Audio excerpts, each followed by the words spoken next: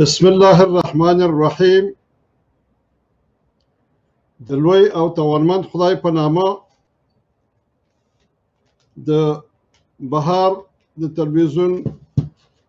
او د سهیل د تلویزیون قدرمنو لیدونکو اوریدونکو او د افغانستان نجیب او شریف ولس، نن د جمعې ورځ د 2020 کال د نومبر د میاشتې 20 نیټه ده چې د ولسواکۍ سولې د برنامې ستاسې په خدمت درمنو هیوادوالو د بهار د تلویزیون او د سهیل د تلویزیون مننه کوو چې موږ ته د افغانستان د مهمو مسایلو په اړوند د خبرو کولو دغه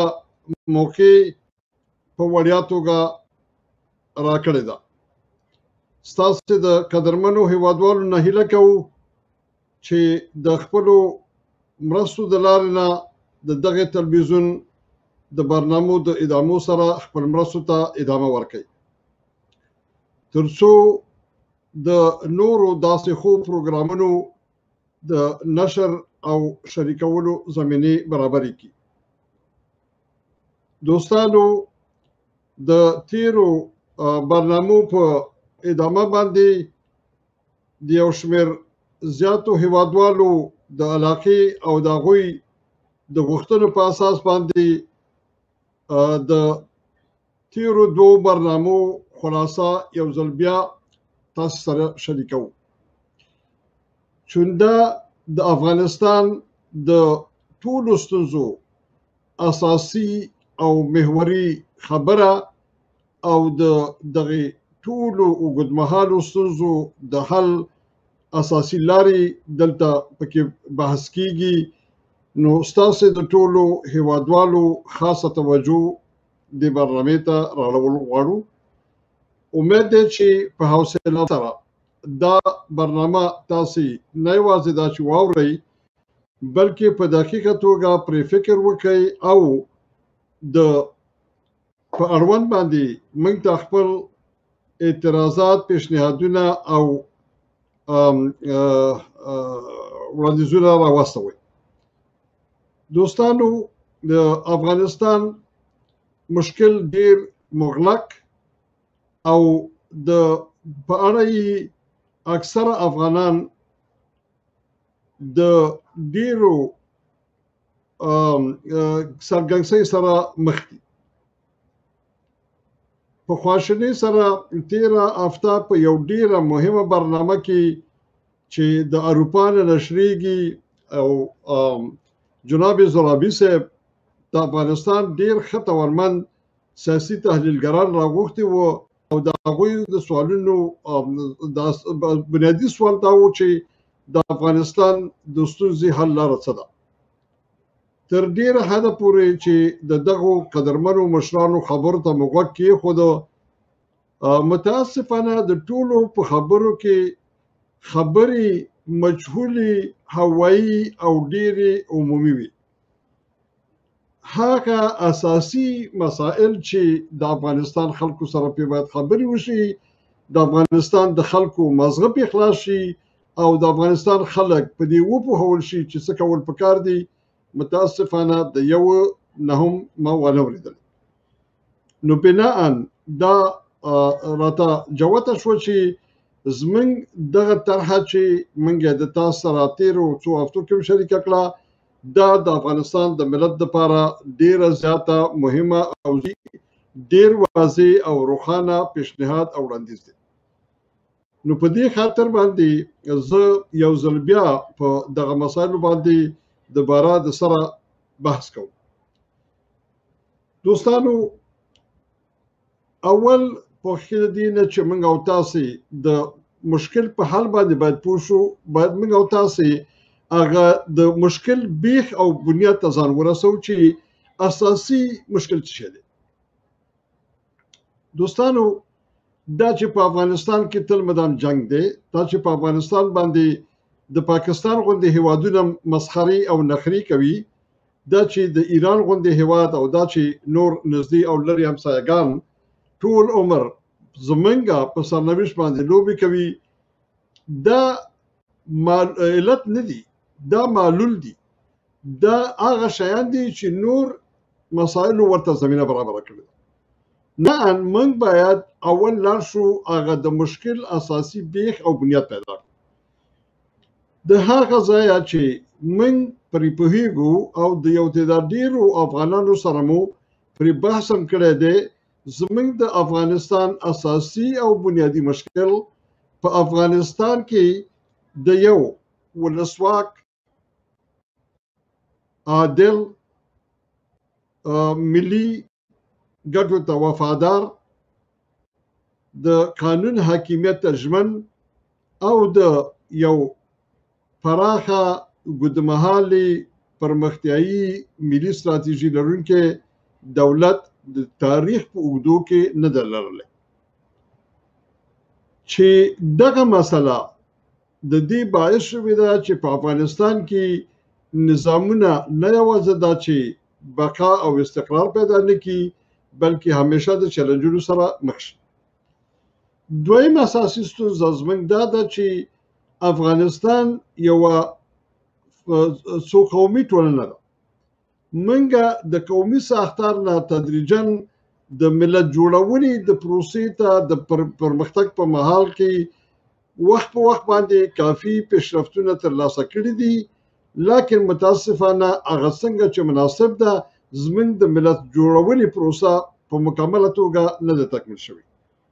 په مشخصو مرحلو کې په افغانستان کې د ملت جوړونې په پروسه کې یو سلسله ښه پرمختګونه رامنځته شوي دي چې ولې متاسفانه بیا ډېر زر هغه پرمختګونه د جنگ او جګړو په واسطه باندې بیرته مخ په شا تللي دي او موږ بیرته د ملتګرۍ نه قومیګرۍ ته تللي یاستو. البته دغه دواړه مسایل یو د بل سره هم نوا او هم غږي د افغانستان د وروسته پاتې اساسي عوامل تشکیلوي. یعنی د یو خوا نه په افغانستان کې د یو عادل نظام نه موجودیت، د یو ولسواک نظام او قانون ته ژمن، ملي ګټو ته ژمن نظام نه موجودیت، او د بل خوا نه په ملت کې د ملت سازۍ د پروسې پوره نه بلواله باعث د دې کېږي چې موږ همیشه ضعیفه پاتې شو او د ضعیف حالت نه اکثرا هیوادونه د دې موقع نه استفاده کوي او زموږ په ملک باندې یرغلونه کوي او موږ بیا د مختلفو جنګونو سره مخ کیږو، په میلیونونو قرباني ورکوو، د جنګ نه راوځو، ولې بیرته خپل د ملک د آبادولو مسایل په صحیح توګه نشو تنظیمولی. نو که موږ اساسي ستونزه دا کشف کړو چې او دا مو راته پته ولګېږي چې په افغانستان کې د یو سالم نظام نشتوالی،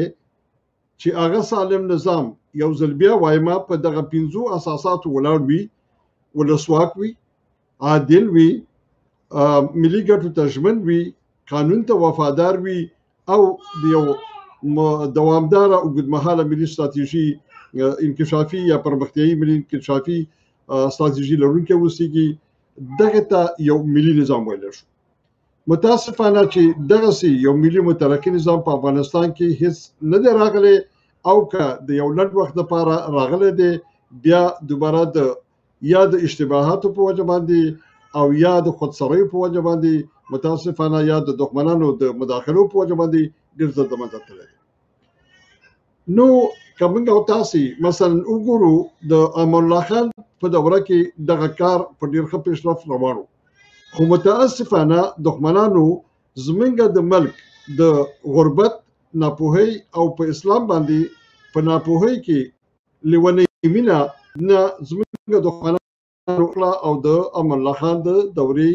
هغه پرمختګونه د هغه نظام جوړونه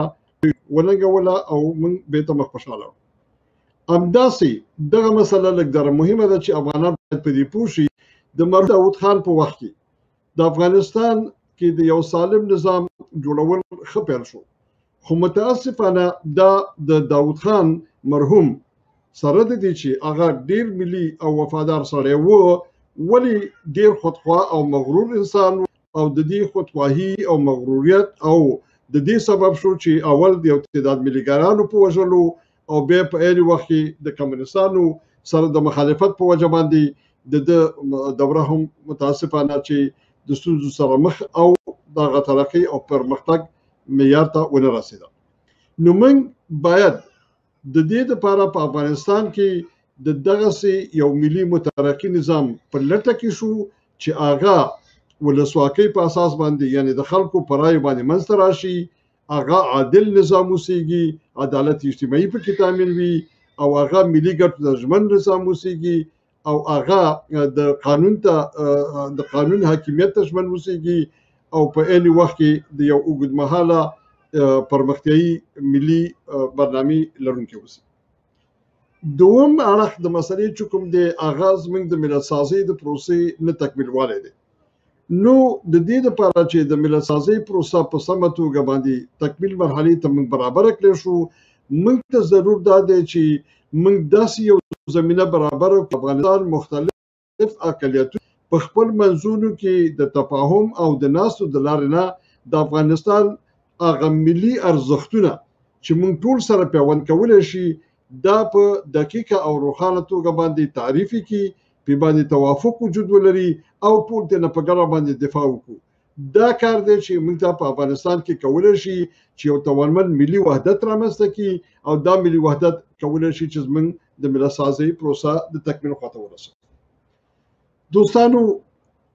اوس موږ په دغه بحراني مرحله کې راګیر یاستو چې د یو خوا ورځ په ورځ نفس وهو چې دغه جنگ نه راوځو او د یو پیشرفت خواته لاړ شو ولې د بلې خوا په نظام کې ضعف او د نظام ستونزې د دې باعث کې شوي دي چې د افغانستان د ملت او د دولت ترمنځ هماهنګي کمه او په دولت کې فساد او د قانون ته نژمنتیا ملي ګټو ته د یو تعداد زیات خلکو نژمنتیا دغه ټول باعث د دې شوي دي چې دغه پروسه د ستونزو او مشکلاتو سره مخ دي د دغه نقاطو نه د ضعف نقاطو نه مخالفین دا کا زمونږ په داخل کې چورمالان دي چې البته د چورمال کلمه چې وایو په دې کې ټول راځي جهادي چور کوونکي د جنگي ډلې د مافیا او د مواد مخدر د ځمکو غاصبین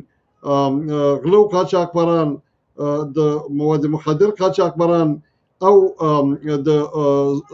نورو مختلفو مافیایي ډلو چې د هغوی ګټې د دغه نظام په ګډوډۍ کې دي دا ټول په هغې کې شامل دي دې ترخوا د همسایه او د منطقې د هیوادونو مسایل داسې دي چې هغه هم په افغانستان کې د یو سالم او باثباته نظام مخالف دي نو موږ ته په کار دا ده چې د همدغې نیمه په اصطلاح باندې ملي نظام په موجودیت کې موږ همدغې ته باید د یو خوا نه حمایت وکړو چې وساتو ولې د ده په بطن کې موږ باید د دې زمینه برابره کړو چې موږ په افغانستان کې یو توانمند داسې ملي مترقي نظام رامنځته کړو چې هغه دغه ټولې غوښتنې د خلکو پکې پوره او تکمیل شي نو د دې لپاره چې موږ د دغه بحران په منځ کې دغه ترسره کړی اوسي چې د افغانستان ټولنه متاسفانه اوس د ستوني پورې د استخباراتي شبکو نه غرقه ده نو ملي مترقي قوت ډلې مدني ټولنې متاسفانه په ډیرو مرضیو او ناروغیو اخته شوي دي دلته نه سیاسیون صحیح خپل مسؤلیت ترسره کوي نه مدني ټولنې نه اجتماعي ساختارونه بلکې دغه ټول تقریبا په یو شکل د اشکالو باندې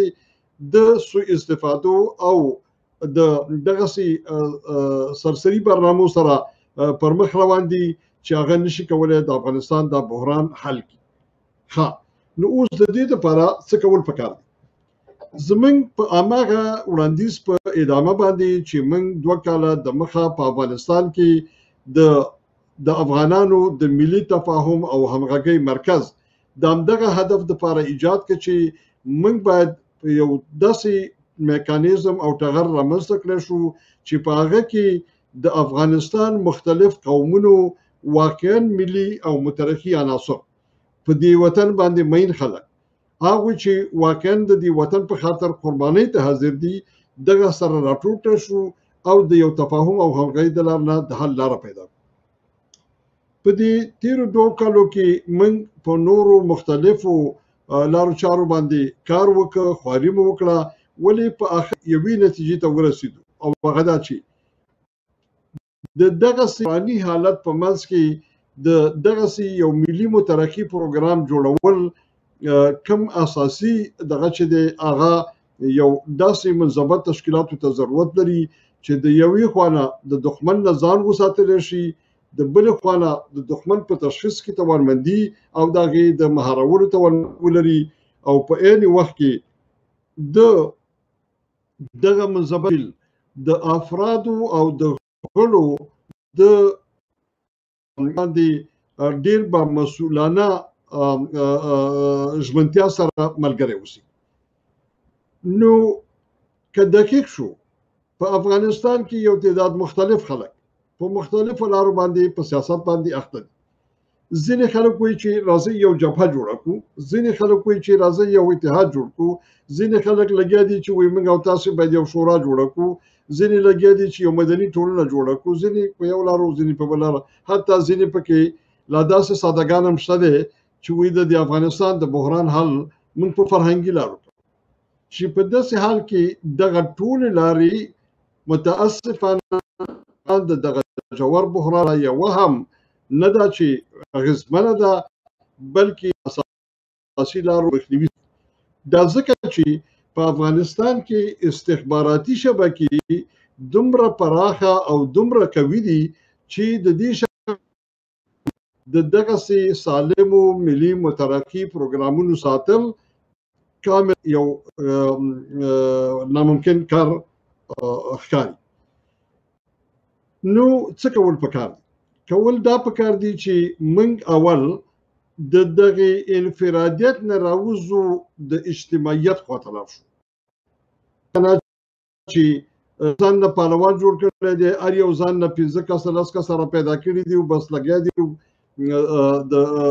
خبرې کوي چې بس دغه افغانستان مهاروم او افغانستان آبادوم په دې سال کې چې یو ډله هم د ډیرې چې راواخلې د 200 کسانو نه زیات ونه لري ها د افغانستان ټول هغه نظامی ډلې او ګروپونه چې د احزاب په نامه راجستر شوي دي موږ مخکې په دې باندې بحث کړی چې په ډیر وضاحت او د ډیر علمي دلایلو په اساس زه یو ځل بیا دا خبره کوم چې په افغانستان کې اصلا هیڅ حزب وجود نه لري ځکه چې یو حزب باید دغه 12 خواص پوره کړی شي چې هغه ته حزب ویل شي که د دې 12 نه یو خاصیت هم پکې کمبود وي نو هغه ته حزب نشو ویل اول هغوی باید یو لیکلي برنامه ولري چې په دې برنامه باندې په خپل منځ کې توافق کړي او د افغانستان خلکو سره په پراخه پیمانه شریکه کړي او حداقل په ټولنه کې یو تعداد زیاتو خلکو منلي وسی دویم دا باید یو دیموکراتیک تشکیلات ولري چې په خپل منځ کې همیشه دیموکراتیک انتخاباتو کې او خپل مشرتابه د انتخاباتو د لارې وټاکي دریم دا باید په ملت کې د دیموکراسي د اصولو تابع او د هر نوع جنگي او نظامی د لارو نه قدرت ته د رسیدو مخالف وسیږي یعنی یو سیاسي ګروپ وسیږي نه دا چې یو جنگي او نظامی ډله څلورم دوی باید خپل حوزوي فعالیتونه ولري د افغانستان په مختلفو سیمو کې دوی باید خپل سیاسي حوزې ولري اغلته د یو خوانه تعلیمي زده کړې ورکړي د بل خوانه د خپل حوزې د ملګرو د ارتباطاتو په واسطه باندې اطلاعات ترلاسه کړي او د حوزې د ملګرو د خپل حزب پر مخ وچلي دغه احزاب باید د هیڅ نوع خارجي دولت یا هیڅ نوع بل چانه خارجي مرستې ونه لري ها په دې ته کوم متوجي شو نو هغه ته د امکان لري چې یو حزب په خپل حوزو او د خپل غړو په خپلوزات باندې ولاړ وسی د بلې خوا نه دا حزب باید د افغانستان شموله اوسیږي، د افغانستان په ټولو ولایتو، ټولو اقوامو، ټولو سیمو کې خپل مراکز ولري، په داسې حال کې چې دغه مشکل اوس د ټولو احزابو په منځ کې وجود لري. د دې تر خوا باندې دا حزب باید ملي منافعو ته ژمن اوسیږي، په داسې حال کې چې دغه مسله د ډیرو زیاتو ګروپونو ډلو سره ست نه کوي. همداسې دغه حزب باید د هیڅ ډول استخباراتي شبکو او د خارجي هیوادونو سره استخباراتي اړیکې ونه لري، یعنی هر هغه څه چې کوي هغه په جرأت د ملت سره شریک راشي او هر هغه څه چې وای هغه وکړي شي، چې متاسفانه دا یو بل ستونزه ده چې په اکثرو ډلو کې دغه شرایط نه دي پوره شوي او نه پوره کیږي. نو د دغه ټولو مسایلو ته په نظر کې نیولو سره موږ او تاسو اوس بالکل ویلی شو چې دغه اکثرا ډلې چې ورته احزاب ویل کېږي په دې کې وزارت عدلیه هم ډېر اشتباه کړې ده، دی باید چې د حزب په نامه نه وي راجستر کړی، یا هغلته خلک دغه سیاسي سواد نه لري، او یا دا دی چې دوی د سوء استفادو په اساس باندې دغه اساسات د پښو لاندې کړي دي، جنگي ډلې، واړه ګروپونه او داسې خلک چې هغه د دغه اساسات په اساس باندې د یو حزب شامل هغه راجستر کړي. د بلې خوا نه مطبوعات په دې کې ډیر زیات غیر علمي او ډیر ناقص برخورد کوي، چې حتی دا د یو عمل دی چې دوی ترسره کوي. د هغوی د خوا نه دغه ډلو ته د حزب اطلاق کول په مطبوعاتو کې، په خبرو کې، دا هغه جرم دی چې دوی زموږ ځوان نسل په غلطه باندې د داسې مسایلو سره د اشنا کوي چې غیر سالم ګروپونو او ډلو ته دوی د حزب استعمالي. نو د هغوی هغه ذهن او د هغوی هغه علمي دغه دلته دوی خرابوي، چې زه د ټولو مطبوعاتي حقونه په ډیر احترامانه ډول باندې دا هیله کوم چې دوی باید هغه مسلې ته په دقیق توګه متوجه شي او تر دې نه زیات نه خپل ځان بې سواده خلکو ته معرفي کړي او نه د افغانستان د ګمراه کولو وسیله شي. ښه، په هر حال راځو اوس دې ته چې په افغانستان کې اصلا هیڅ حزب وجود نه لري. اوس راځو دې ته چې په افغانستان کې د خلکو د یو ځایوالي دپاره، د ملي منافعو د تعریف دپاره، د ملي منافعو د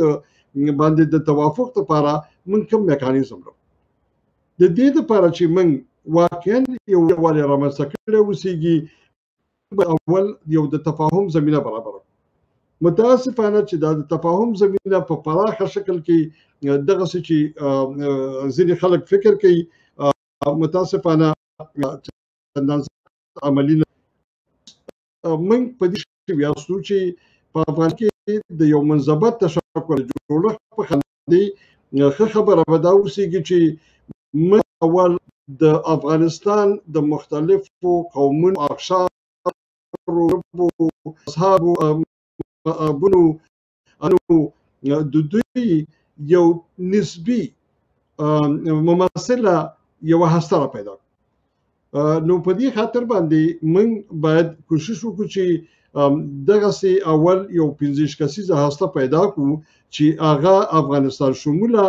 او واقعا د شخصیت په لحاظ باندې، د علم په لحاظ باندې او د ملت د ګټو د وفادارۍ په لحاظ باندې، د خپل قوم او ولس د ګټو د وفادارۍ په خاطر باندې د افغانستان د ملت او د ټولنې یو نمایندګي وکړي شي. نو اوس دلته د دغه نمایندګۍ په خوا کې یوه طرحه پکار ده چې په دې طرحه باندې باید د افغانستان خلک توافق وکړي. دوستانو، دلته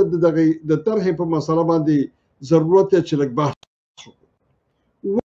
ولې د یوې ضرورت دی؟ دوستانو، اول خو دا دی چې موږ او تاسو ټول دیموکراسي غواړو، او په دیموکراسي کې خو د افغانستان د 15 میلیونو خلکو هر چا سره بیل ذهن دی، دغه خو نشي کولی سړی د هر چا په ذهن باندې رفتار وکړي. نو بنا دا دی چې یو تعداد خلک په افغانستان کې باید کینی او داسې طرحې رامنځته کړي چې هغه د هغوی د افکارو او په مجموع کې د ټولنې د یو زیات تعداد خلکو د افکارو مجموعه تشکیل کړي. نو په دې خاطر باندې د دې په خوا کې چې د چپانو چې د خلق د دیموکراتیک ګوند شولیانو د موسانو د ګروپونو د نورو مختلفو ډلو چپانو د هغوی برنامې هم ضرورت دي چې هغوی به جوړوي او دا کوم نو تاسې غواړو که نه غواړو هغوی لګیا دي په دې باندې کار کوي همدغسې راس ډلې چې په مذهبي شکلونو کې دوی لګیا دي کار کوي هغوی په خپلو برنامو باندې لګیا دي کار کوي هغوی خپلې برنامې جوړوي ولې دغه دواړو برنامو په افغانستان کې امتحان ورکړی دی نتیجه نه ده ورکړې او بیا به هم نتیجه ورنکړي نو بناء په افغانستان کې د یو توانمندې ملي برنامې د جوړولو ضرورت دی چې یو تعداد پاک ژمن متحد د افغانستان ګټو ته وفادار ملي خلک باید رامخته شي او یو توانمند ملي برنامه جوړه کړي چې هغه د افغانستان د خلکو شریک چې په برنامه کې دوی د افغانستان ملي ارزښتونه په دقیقه توګه باندې په توافق سره صحیح تعریف کړي اوسېږي د هغوی نه د دفاع دپاره ټول په موافقه باندې حاضر شوي اوسېږي چې دفاع وکړي نو د یوې خوا نه د دغسې طرحې ضرورت دی چې دا باید جوړه شي زه په دې باندې بیا وروسته په تفصیل خبرې کوم چې د دغسې یو طرحې د جوړېدو دپاره موږ څنګه کولی شو چې په ترتیب سره دا دغسې جوړه کړو چې هغه د افغانستان د ټول ملت که نه وي حداقل د افغانستان د یوې زیاتې کتلې د خلکو نظریات موږ پکې راپسې کړي اوسي او خوشبختانه چې موږ په دې برخه کې د داسې یو وړاندیز سره ټولنې ته رامخې ته شوي یاستو چې د افغانستان ټولو توانمندو سیاسي خلکو چې هغوی یا د حزبونو مشران دي یا آزاد سیاسي خلک دي یا د مدني ټولنو مشران دي تر اوسه مو چې د چا سره دغه کوم طریقه او میکانیزم چې موږ پکې دغه طرحه پکې جوړو دا مو شریکه کړې ده ټولو واقعا ورته په ډېر درنښت کتلي دي او ویلي دي چې دا واقعا یو ډېره سمه او اساسي لاره کیدای شي چې د افغانستان دپاره یو افغانستان شموله د افغانستان د مختلفو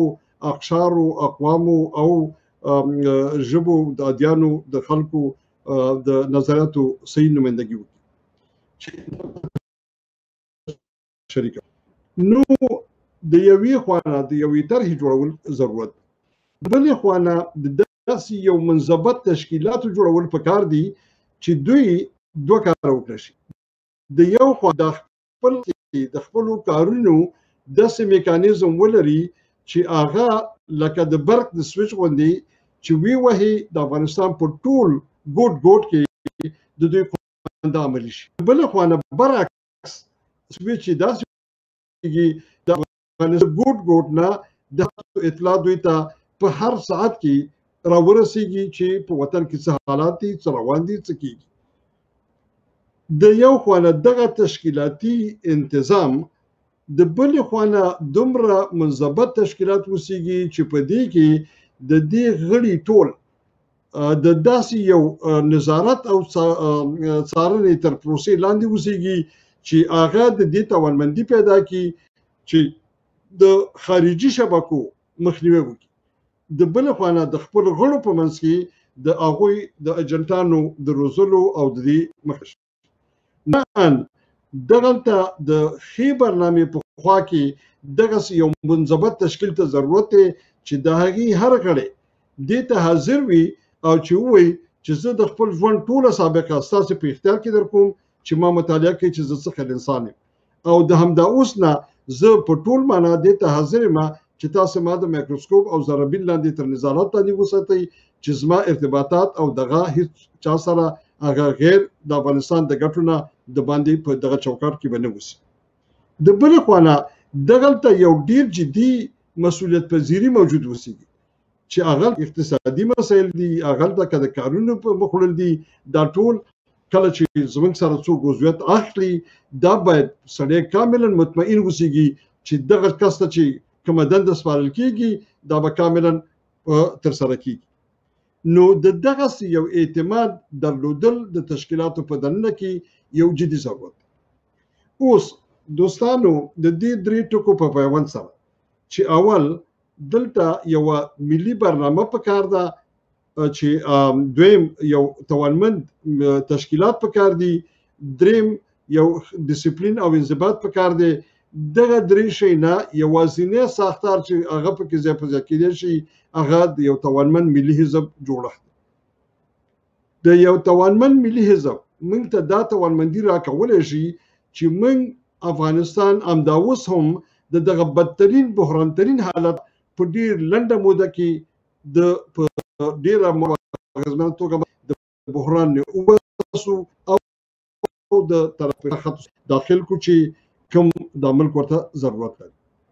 دوستانو د دغه یو تولیل جوړول دا په ابتدا کې مشکل کار دی، ولې زه تاسو ته په ډیر اطمینان درس کوم چې که دغه پروسه په کوم شکل چې موږ پیشنهاد کوو که دا موږ یو تعداد توانمند افغانان چې تاسو زموږ خبرې اورئ ستاسو په همکارۍ او ستاسو په دغه باندې دې ته کار شروع کو زه تاسو ته په ډیر اطمینان سره ویلی شم چې که زر نه نو کم از کم د 9 میاشتو په موده کې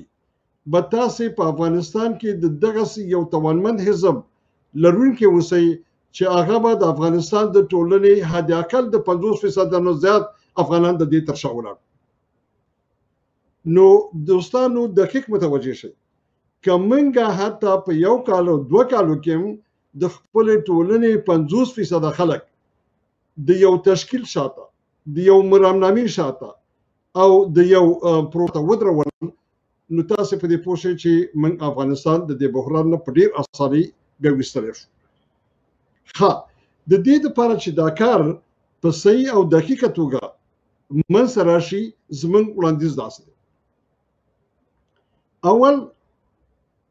موږ په دې تلاش هستو چې زر ته زره موږ دغه 15 کسیزه هسته د افغانستان شموله او پاک توانمند سیاسي اجتماعي مدني شخصیتونه د کار لپاره را پیدا کړو. دوستانو ډېر خلک موږ په افغانستان کې پیژنو اماده دي چې هغه سیاست او مبارزې ته خو تر اوسه پورې زموږ دغه تصل چې دوی واقعا هغه 15 کسان دي چې د افغانستان د ګوټ هر قوم هر ژبې هر منطقې نه په دقیق او صحیح توګه باندې نمایندګي وکړی شي او دا کار واقعا هغه کوم ځای ته چې رسول غواړي ورسوي تر اوسه پورې لازم دغه اطمینان نه دی حاصل شوی. نو په همدې وجه باندې موږ په دې پروسه کې ډېر په جدي توګه باندې ولې په ډېر هوښیارانه توګه باندې پې باندې کار او امید دی چې ژر تر ژره به دغه 15 کسیزه هسته د دې دپاره پیدا کړو چې دا د دغه حزب دپاره خپل کارونه او فعالیتونه په ګډه او په تفاهم کې شروع کړي. ښه کله چې دا 15 کسیزه هسته زموږ تکمیل شوه دویم پړاو دا دی چې د دې 15 کسیزه هستې نه یوه توانمنده 7 یا 9 کسیزه هسته چې هغه په تماما معنا باندې د یو توانمند ملي حزب د اساسنامې مرامنامې تشکیلاتو د جوړولو توانمندي ولري په علمي لحاظ باندې په شخصیتي لحاظ باندې د افغانستان د ټولنې د شناخت په لحاظ باندې د افغانستان د تاریخ فرهنګ او د سیاستو ټولو پوهه باندې دغه یو کمیټه باید د خپل منځ او یا حتی د باندې خلکو نه په همکارۍ باندې دا باید ایجاد شي. دغه کمیټه باید د حزب مرامنامه په 3 پړاوونو کې ترسره کړي. دوستانو دقیق متوجه شئ د ټولو هغه حزبونو چې نن داسې د افغانستان په ټولنه کې ګورئ خلاف باندې موږ د یو بالکل نوې او یو بالکل متفاوتې طرحې وړاندیز کوو. د حزبونو مرامنامې تاسو وګورئ بل دا د یو کوم تاسو دغه کلمه نشي کتلی مرامنامه په افغانستان کې د یو نوي ملي مترقي نظام د جوړولو د خاطر یعنی موږ چې کوم مرامنامه د لپاره نه ده هغه په افغانستان کې د یو اوږدمهال توانمند ملي مترقي نظام چې هغه 15 خواص مخکې تاسو ته مو ویلي د دغه نظام د ټولو او پرمخوړلو لپاره به یو مرامنامه یعنی حد اقل دغه مرامنامه باید په افغانستان کې د 50 نه تر 100 کالو پورې د یو نظام د پرمخوړلو لپاره یو طرح اوسي. د دغه نظام د سلو د او دغه د پرمخوړلو لپاره اوس راځو دې ته چې دغه 9 کسیزه هسته چې په مرامنامه باندې اساسنامه او تشکیلاتو باندې کار کوي دوی به دا کار په درې پړاو کې تشکیلوي. اول په اوله مرحله کې به دوی د افغانستان د ټولو ګروپونو بیا احزاب نشته دی ولې د دغه ټولو ډلو ګروپونو د دوی مرامنامې دا به راواخلي د منطقي د یو شمېر هیوادونو مرامنامې دا به راواخلي د نړۍ تشکیلات د افغانستان په کانټکس کې یعنې د افغانستان د جوړښت افغانستان نه د ایجابات سم د حقا یعنی د دې ټولو معلوماتو پر راټولولو د افغانستان د شرایطو په نظر کې نیولو سره به دوی یوه ابتدایي طرحه جوړه کړي او دا طرحه به هغه 15 کسیزه کمیټې ته وړاندې کړي او د هغوی توافق به پرې واخلي البته د اصلاحاتو تغییراتو مناسبي د وروسته چې دا لومړنۍ ابتدایي د قوانمن ملي وایي په دویم کې به دغه خاکه د افغانستان په سطح په داخل او په خارج کې اقلا د 1500 کسانو داسې توانمندو سیاسي مدني اجتماعي روحاني دینی مذهبي قومي او اکادمیک شخصیتونو سره شریک شي چې هغوی په تماما معنا د دې استعدادي دا تبدیل لري او دا علاقه لري چې د ملي ګټو ته وفادار او ژمن خلک دي چې دا خلک دغه مرامنامه ولولي باندې اعتراض او پیشنهادات ټول ولیکي او هغه بیرته مرکز ته راوستل شي. مرکز به دا ځل د 15 کسو په عوض باندې د 500 نه تر 15 کسانو پورې په دې باندې یو درې ورځنی ورکشاپ جوړ کړي چې ټول هغه نظرات چې راغلي دي هغه به مطالعه شي دغه کوم چې مثبت او مهم او ګټور دي هغه به پکې داخل شي کوم چې د لرې کولو دي هغه به ترې لرې شي او په عین وخت کې که په دغه نظراتو کې موږ ته نظرات راځي چې هغه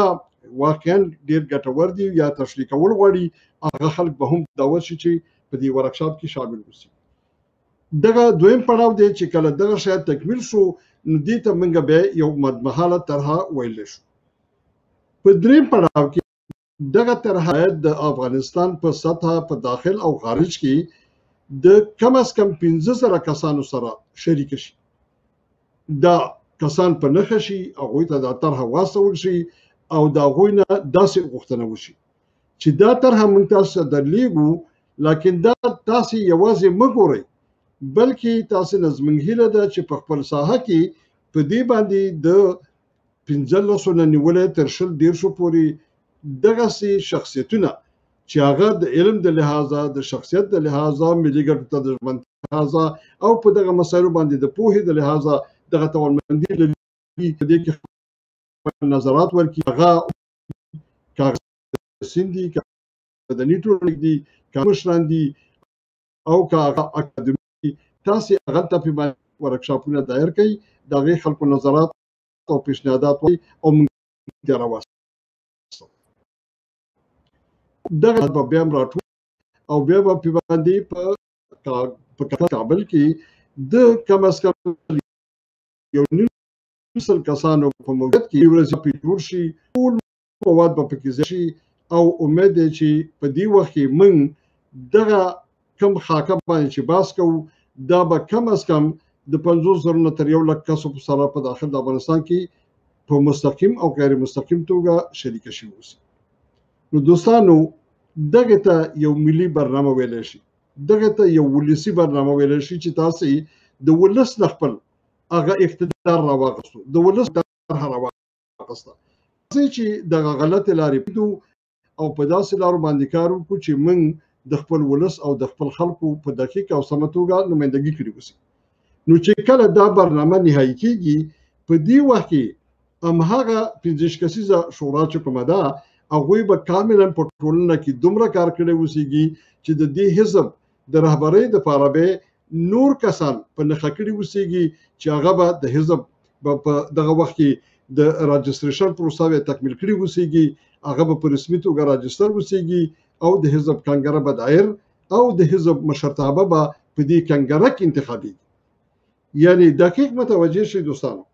دغه اوله 15 کسیزه کمیټه چې جوړیږي دا زما په شمول باندې کزم پکې وسېګم موږ به د دې حزب رهبران نه بلکې د دې حزب رهبری اماغه کې به نو تاسو ګورئ چې موږ د دغه حزب د کانګرې د پاره پکړې وسی او موږ به د دې حزب د مرامنامې د پاره په څومره سطح باندې کار کړی وسیږي نو چې حزب رسمي کیږي د افغانستان ګوټ ګوټ کې تاسو ته د هر کشر د هر قوم خلک منطقي خلک سترګې په لار دي او هغوی وایي چې یو را جوړېدونکی دی او دا داسې حزب دی چې موږ ته مراجعه کړې ده زموږ نه نظر غوښتی دی او موږ ته ارزښت راکړی دی او دا خلک واقعا په افغانستان کې د سالم سیاست کولو اراده لري نو دلته دی چې دوستانو د حزب د اعضاء سوال تاسو ته هیڅ مشکل بیان نه دی تاسو به په ټول افغانستان کې په دې ترتیب باندې موږ به په ټول افغانستان کې موږ به په هر قوم کې په هر ژبه کې په هر دین او مذهب کې او د هر قشر د خلکو نه کاملا مخکې نه د هغوی رضایت ترلاسه کړی اوسیږي د هغوی ته به ارزښت ورکړي د هغوی ونډه به ممثله کړې اوسیږي نو بیا دلته د هغوی شرکت د هغوی حمایت دا ټول موږ ته اسانه کیږي دوستانو دا هغه کار دی چې په کلونو باندې د افغانستان په تاریخ کې په دا 15,000 کلن تاریخ کې چا نه دی کړی ولې موږ امیدوار یاستو چې دغسې سخت کار ته موږ ملا تړلې ده او امید دی چې دا کار به موږ ترسره کوو ښه دې کې هېڅ شک نشته دی چې دا کار د ستونزو سره مل دی د مشکلاتو سره مل دی ولې سخت کارونه همیشه مشکلات غواړي او سخت کارونه ژمن خلک غواړي زه په خپل باندې هم اسکالنۍ کې د افغانستان د ملت او خلکو سره کړې ده او د ملتمل تخلص مې په ډیر ارادي توګه باندې انتخاب کړی دی او په ډیر جرأت باندې د افغانستان خلکو ته په جرأت باندې وایم چې په خپل ټول تاریخ کې خپل تخلص خپل ملت خپل دین خپل خلکو او خپل ملي ګټو ته همیشه وفادار پاتې شوی په هیڅ مقطع کې نه دا چې څو استفادې مې نه دي کړي بلکې خپل ټول امکانات مې د خپل ولس په خدمت کې ورکړي دي زه د خپل ولس په منافعو کې زندان مې تیر کړی دی تبعید مې تیر کړی دی د وظیفو نه برطرف شویم د نوه مشکلاتو او ستونزو سره مخ شویم د دې افراطینو د هر نوع تحقیر او اهانت سره مخ شویم او د حتی په امریکا کې د 2-3 وظیفو نه برطرف یم ولې زه یو ژمن انسان یم په خپل ټول تاریخ کې په ډیر نره باندې د خپل منافعو نه دفاع کړې ده ولو که دا په غیر سخترین شرایطو کې وو چې زه د افغانستان خلکو ته په ډیره روښانه توګه باندې د خپل سابقي امتحان ورکولی شم سوابق ورسره خپل شریکولی شم نو بناءً دغه درون او سخت کار ته موږ ملا تړلې ده او د لوی حکومت باندې د لوی لارښوونې او ستاسو د ډیرو او ژمنو افغانانو په همت باندې به ان شاء الله چې موږ او تاسو ډیر زر په افغانستان کې دغسې یو توانمن حزب د جوړېدو شاهد اوسېږو چې حتی څوک یې تصور هم نشي کولی او زه دلته د ټولو هغه افغانانو نه چې دغه پروګرام اوري ګوري او په وروسته به د مختلفو لارو نه ورسره شریکېږي ډیر په اخلاص باندې غوښتنه کوم چې موږ سره 3 کار وکړي اول دغه پروګرام په سړه سینه باندې وایورئ وی ګورئ ځان پې پوه کوي کوم ځای کې ستونزه وسي نو چې دا ستاسو ټولې ستونزې باید حل شي دویمه خبره چې کومه ده زموږ البته ارتباطات تاسو ته د تلویزیون په صفحه باندې به وښودل شي تاسو کولی شئ چې د هغې نه استفاده وکړئ او په هر وخت کې د ایمیل او د ټلیفون د شمیرې به تاسو د دې په خوا کې ملګرو د بې تفاوتۍ نه راوځئ دا افغانستان د بدبخترینه شرایط چې واقع دی دغسې فیسبوکي لیکونو باندې ګډوډو تشکیلاتو باندې داسې په دعاګانو په خیراګانو باندې دا وشغلله. دا وطن قرباني غواړي، دا وطن تشکیلات غواړي، دا وطن برنامه غواړي، دا وطن انضباط غواړي، دا وطن ژمنتیا غواړي. او که تاسې هر یو په خپل ځان کې دغه خواص ګورئ چې اول ځان درته پاک او ژمن افغان ښکاري، ځان درته ملي ګټو ته وفادار ښکاري، ځان درته د دې وطن نجات ورکوونکی ښکاري، ځان درته قربانۍ ته آماده سړی ښکاري او په دې د افغانستان باندې خفه کېږئ، په خپل ناموس خفه کېږئ، په خپل هغه کونډو رونډو باندې خفه کېږئ، په خپل هغه خویندو باندې خفه کېږئ چې د افغانستان د خلکو په محضر کې وهل کېږي، په هغه سپین ږیرو باندې خفه کېږئ چې د خلکو په محضر کې ترېنه جامې ویستل کېږي. نور مزال غولوئ، مه خلک غولوئ، مه په فیسبوک باندې خپل وخت ضایع کوئ، مه په دغه بې ځایه ډلګلو پسې ګرځئ او مه په بې تشکیلاتو، بې برنامې او بې انضباطه تشکیلاتو پسې خپل وخت ضایع کوئ. راشئ دغه ځای کې خپل ځان پیدا کړئ، خپل ځای پیدا کړئ، خپل اواز پیدا کړئ او دې مرکز سره د خپلو ملګرو د پیدایښت وسیله پیدا کړئ، رامخکې تر شئ، کار وکړئ. دا نه دی 10 کسه 20 کسه 30 کسه او 100 کسو باندې ترسره شي. دا د هر افغان په هر ځای کې چې دی هغې کومک ته ضرورت لري. من هر څوک چې ځان ته افغان وایي، هر څوک چې ځان ته مسلمان وایي، هر څوک چې دغه وطن خپل ګڼي، هر څوک چې د دې وطن په ناموس خفه کېږي، موږ هر یو ته غږ کوو چې راځئ دغه ځای کې کار وکړئ چې دا ستاسې د وطن په درد. نو ټولې خبرې پرېږدئ، نه مو الله که طالب په درد وخوري، نه مو الله که غني خوري، نه مو الله که بل په درد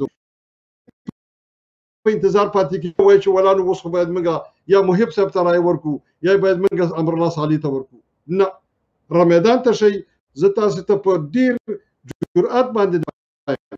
چې که موږ تاسې په ګډه باندې په یو کال کې دننه په افغان کې تاسو ته زه د داسې یو توانمن اپوزیسیون جوړولو د افغانستان دولت په دقیقه توګه مهار کړی شي. د بلې خوا نه تاسې ته په راتلونکي ولسمشري انتخاباتو کې د دې اطمینان درکوم چې دغه ډله او دغه ګروپ به دغسې یو توانمن څوک د خپل من نه د آزادو رایو په واسطه باندې لکه په ټول دنیا کې چې حزب یو څوک معرفي کوي اول په خپل منځونو کې په باندې رایګیري کوي چې هغوی د ټولو نه کس خلکو ته وړاندې به په دغه فلسفه باندې مشکلاتو کې شامل اوسېږي. د کنګرې نه په دې باندې بحثونه کوو او بالاخره به په افغانستان کې تاسو ته داسې یو توانمن ملي زعیم رامخې ته کوو چې د هغې شاته ورېږدل به ستاسې په راتلونکي انتخاباتو کې د یو ډېر پاک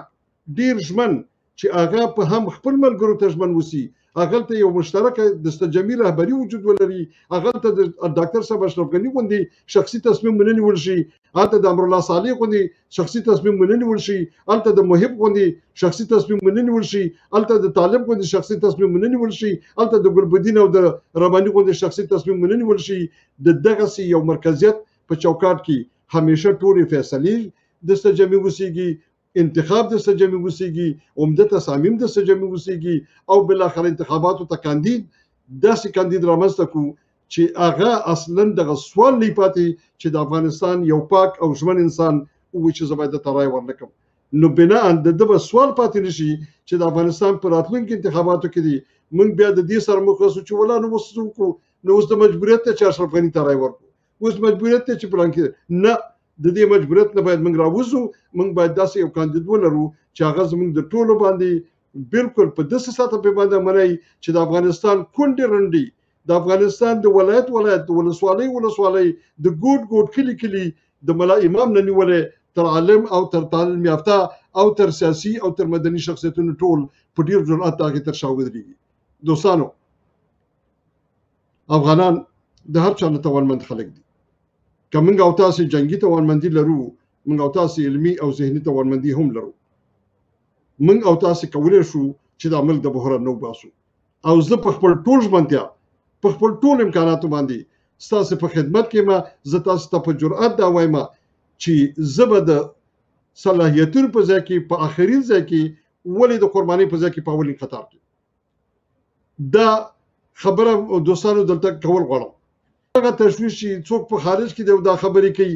دا خبرې ټولې بې ځایه دي بې مفهومه دي که یو افغان خپل وطن ته او خپل خلکو ته ژمني هغه په هر ځای کې په هر نوع شرایطو کې د خپل وطن دپاره کار کوي او زه په افتخار سره او په ډېر جرأت سره تاسو ته وایم چې ما په هر ځای کې په هر لحظه کې د خپلو ټولو امکاناتو نه ډېر په اغېزمنه توګه د افغانستان دپاره کار کړی دی او کوم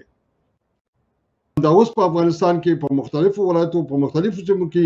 د سلهاو خلکو سره په رابطه کې هم د هغوی سره ګډ کار کوو او د دغه کار لپاره دغه زمینه سازي کوو نو زه تاسو ته په جرأت وایم چې دغه کار بخیر را جوړېدونکی دی را روان دی همدا اوس موږ د افغانستان په مختلفو ولایتو کې هستې لرو ملګري لرو دغه کار ته کار کوي لکن ځینې مسایل داسې دي چې هغه موږ باید په ډېر دقیق او محتاطانه توګه پر مخ ولاړ شو نو دوستانو زموږ د برنامې وخت نږدې کېدونکی دی زه خپلې خبرې ختموم که اورېدونکي کتونکي څوک کوم وړاندیز لري څه پوښتنه لري زه ستاسو په خدمت کې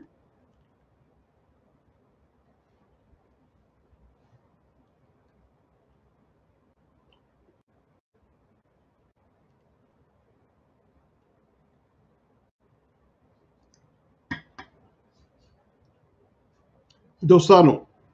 په ډېر لنډه توګه خپلې خبرې سره راټولو په افغانستان کې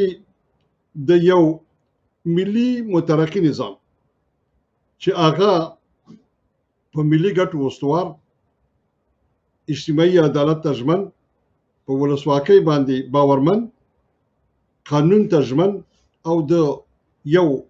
اوږدمهاله پرمختیایي ملي ستراتیژي لرونکی اوسي دې ته ضرورت دی او یوازې دغه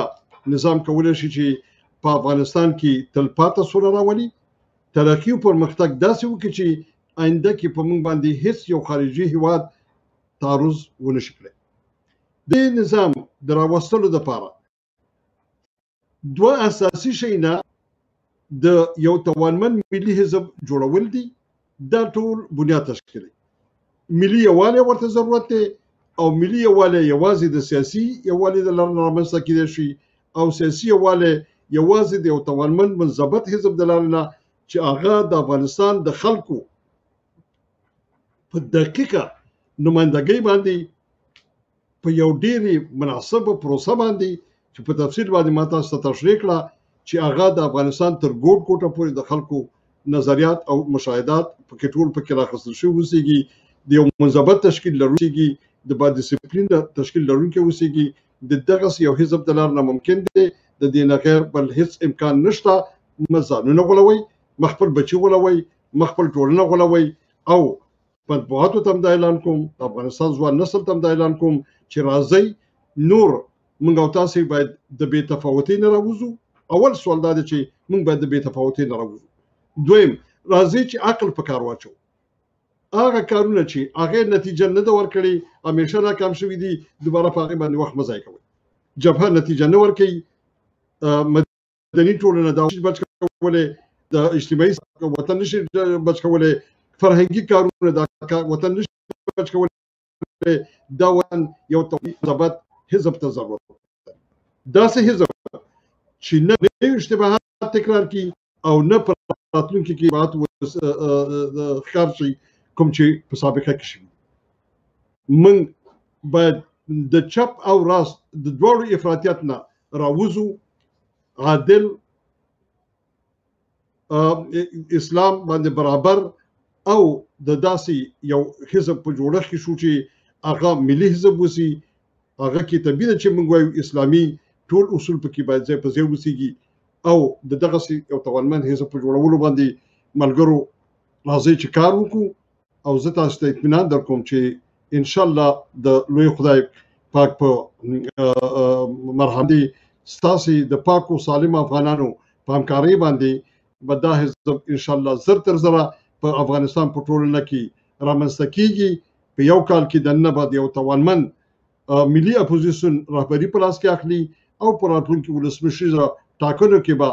بدون د هیڅ سوال نه بدون د هیڅ شک نه د ټولو مخالفینو په مقابل کې په نره باندې په بریا باندې به ستاسو ته راتلونکي حکومت او نظام جوړو نو افغانانو دوستانو راځي چې ملا وتړو. دا هغه کار دی چې د افغانستان ملت ورته ضرورت لري او موږ او تاسې واقعا کولی شو په دې شرط باندې چې خپله ژمنتیا، خپل اسلامیت، خپل افغانیت او خپل قرباني دغلته واچوو او د خپل د منافعو نه په دفاع کې د خپل هیواد د خپل دین په دفاع کې د بین راوځو،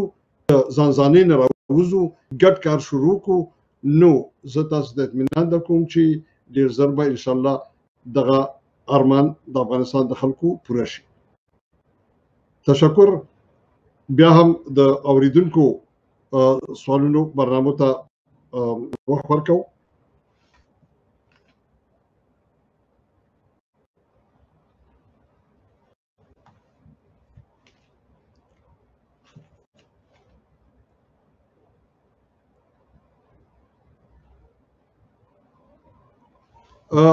دوستانو زمونږ د دې هفتې برنامه همدلته پای ته رسیږي. تر راتلونکي پروګرام پورې تاسې په لوی خدای سپارو. هیله ده چې زمونږ دا برنامه په پراخه او حوصله‌مندۍ سره هم واورئ، هم د دوستانو سره شریکه کړئ او هم پرې باندې خپل نظرات موږ سره راواستوئ او په راتلونکي برنامو کې هیله ده چې زموږ سره فعاله ونډه واخلئ. ډېره مننه تاسې په لارو. خدای مو په باندې لره د نورو مصیبتونو نه په امن کې اوسېږئ. د کرونا نه علاوه د هغه انساني آفتونو چې د نااهله انسانانو لخوا نه د افغانستان په خلکو باندې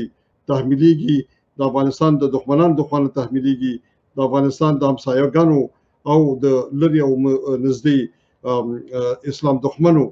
او ازادي دښمنو هیوادونو د خوا نه تحمیلیږي، د هغوی نه ټولو نه مو خدای په امان لره او خدای تعالی دې زموږ او ستاسې وطن د دغه مصیبتونو نه زر خلاص او د یو سالم نظام خاوند کړي.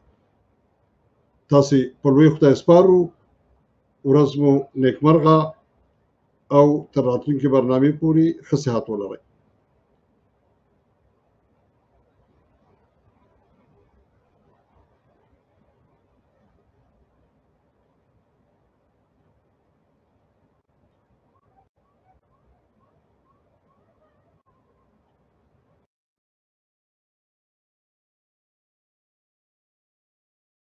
Watch the samae way as nalay nayonay was watch the samae way should kare harifa